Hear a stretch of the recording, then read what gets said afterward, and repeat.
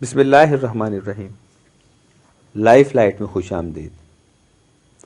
اس video میں ہم ہجر اسود کی چوری کا تاریخی واقعہ بیان کریں گے اور اس کے ساتھ دو چھوٹے چھوٹے سے سوالات جو کہ انتہائی اہم سوالات ہیں اور عام مسلمان عام طور پر نہیں جانتے ان کے بارے میں کہ نمبر ایک، کیا آج تک اسلام کی آمد کے بعد حج بیت اللہ موقوف ہوا یا نہیں، اس بارے میں بتائیں گے، اور کیا ہجر اسود جب چوری ہوا تو وہ خانہ کعبہ سے کتنا عرصہ دور رہا، اس بارے میں بتائیں گے۔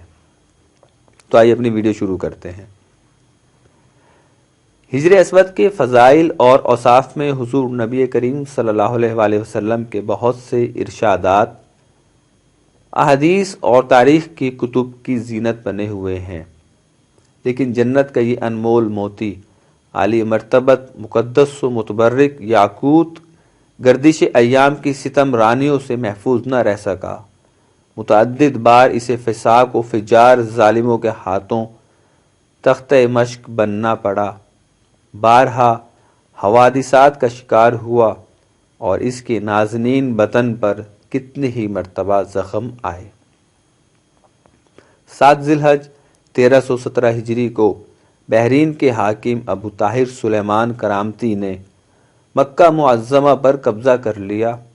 خوف و ہراس کا یہ عالم تھا کہ اس سال 1317 ہجری کو حج بیت اللہ شریف نہ ہو سکا، کوئی بھی شخص عرفات نہ جا سکا۔ یہ اسلام میں پہلا موقع تھا کہ حج بیت اللہ موقوف ہو گیا۔ اسی ابو طاہر کرامتی نے حجر اسود کو خانہ کعبہ سے نکالا اور اپنے ساتھ بحرین لے گیا۔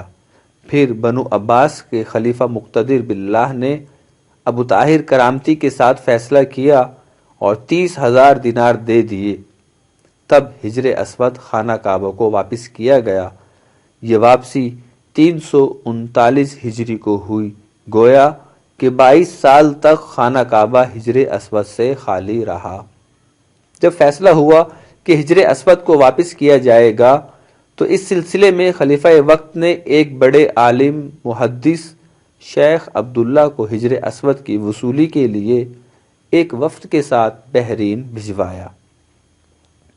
یہ واقعہ علامہ جلال الدین سیوطی رحمۃ اللہ علیہ کی روایت سے اس طرح نقل کیا گیا ہے کہ جب شیخ عبداللہ بحرین پہنچ گئے تو بحرین کے حاکم نے ایک تقریب کا اہتمام کیا جس میں ہجر اسود کو ان کے حوالہ کیا جائے گا، تو ان کے لیے ایک پتھر خوشبودار خوبصورت غلاف سے نکالا گیا کہ یہ ہجر اسود ہے، اسے لے جائیں۔ محدث عبداللہ نے فرمایا کہ نہیں، بلکہ ہجر اسود میں 2 نشانیاں ہیں، اگر یہ پتھر اس معیار پر پورا اترا تو یہ ہجر اسود ہوگا اور ہم لے جائیں گے۔ پہلی نشانی یہ کہ یہ پانی میں ڈوبتا نہیں ہے، اور دوسری یہ کہ ہجر اسود آگ سے گرم نہیں ہوتا۔ اب اس پتھر کو جب پانی میں ڈالا گیا تو وہ ڈوب گیا، پھر آگ میں اسے ڈالا تو سخت گرم ہو گیا، یہاں تک کہ پھٹ گیا۔ آپ نے فرمایا یہ ہمارا ہجر اسود نہیں ہے۔ پھر دوسرا پتھر نکالا گیا، اس کے ساتھ بھی یہی عمل ہوا اور وہ پانی میں ڈوب گیا اور آگ پر گرم بھی ہو گیا۔ آپ نے پھر فرمایا ہم اصل ہجر اسود کو لیں گے۔ پھر اصل ہجر اسود لایا گیا اور آگ میں ڈالا گیا تو وہ ٹھنڈا نکلا، پھر پانی میں ڈالا گیا تو وہ پھول کی طرح پانی کے اوپر تیرنے لگا۔ تو محدث عبداللہ نے فرمایا یہی ہمارا اصل ہجر اسود ہے اور یہی خانہ کعبہ کی زینت ہے اور یہی جنت والا پتھر ہے۔ اس وقت ابو طاہر کرامتی نے تعجب کیا اور کہا یہ باتیں آپ کو کہاں سے ملی ہیں؟ تو محدث عبداللہ نے فرمایا یہ باتیں ہمیں جناب رسول اللہ صلی اللہ علیہ وآلہ وسلم سے ملی ہیں کہ ہجر اسود پانی میں ڈوبے گا نہیں اور آگ سے گرم نہیں ہوگا۔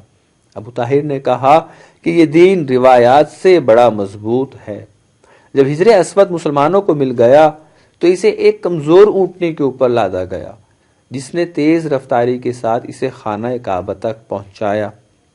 اس اونٹنی میں زبردست قوت آ گئی، اس لیے کہ ہجر اسود اپنے مرکز یعنی بیت اللہ کی طرف جا رہا تھا۔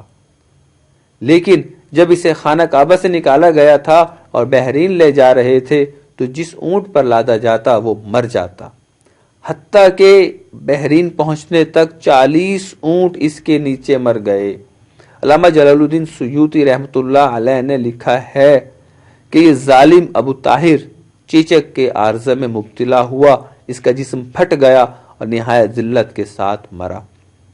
حوالہ جات نوٹ کر لیجئے: تاریخ مکہ، محمد بن علی بن فضل الطبری المکی، اور علام الاعلام اور مرکات جلد 5 صفحہ 22، اور البدایہ والنہایہ جلد 11 صفحہ 128۔ اللہ تبارک و تعالی سے دعا ہے کہ ہمیں حج بیت اللہ یا عمرہ کی سعادت نصیب فرمائے اور ہجر اسود کی سعادت بھی نصیب فرمائے۔ ہمیں امید ہے کہ آپ کو یہ ویڈیو پسند آئے گی۔